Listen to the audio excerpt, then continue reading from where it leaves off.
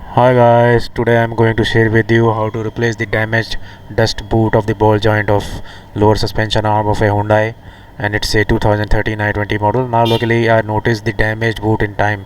As you know, driving with it can damage and wear the ball joint itself in the course of time. As you can see, I have jacked up the car and slid the tire behind the jack. For additional safety, I will use the jack stand later on. I have already removed the ball joint nut with the box spanner, and damaged boot from the ball joint is lying there, as you can see. Now, as you can see, I have cleaned the old grease from the ball joint also. This ball joint is good enough as it is sufficiently tight in its socket, so I will just go ahead and change the boot only. Now I have purchased the whole ball joint itself, as the boot was not sold separately. So I will just use the boot and keep the ball joint for future use. I will be using this silicone grease applied generously on the joint.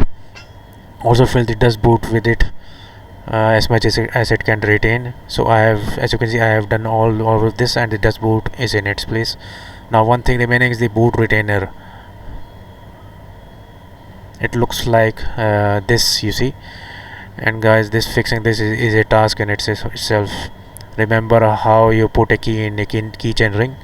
In the same manner, you just have to use a flathead screwdriver, open the ring from one end and with it, and put that open end of that ring in the socket on the boot, over the boot, and slowly slide the flathead screwdriver and around the ball joint while pushing the ring in its place. And also keep your hands clean of any grease, it might get slippery.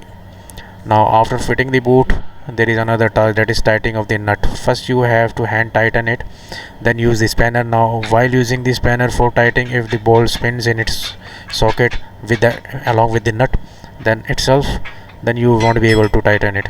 Then you have to fit the wheel back and the lower jack lower the jack so that the bolt on the top of the joint puts a load on the knuckle. It will prevent the ball joint from slipping. As I found out, this won't work completely. I had to place the jack beneath the lower arm to lift the vehicle slightly to put some additional load, so the ball joint won't spin in its socket while tightening the nut. That's it guys, the work is done. Like and subscribe. This is my first video, more will be coming in the next coming one. I will show you some trick I found out to sort out a fault in the hydraulic clutch without replacing it or any part of it. So stay tuned guys.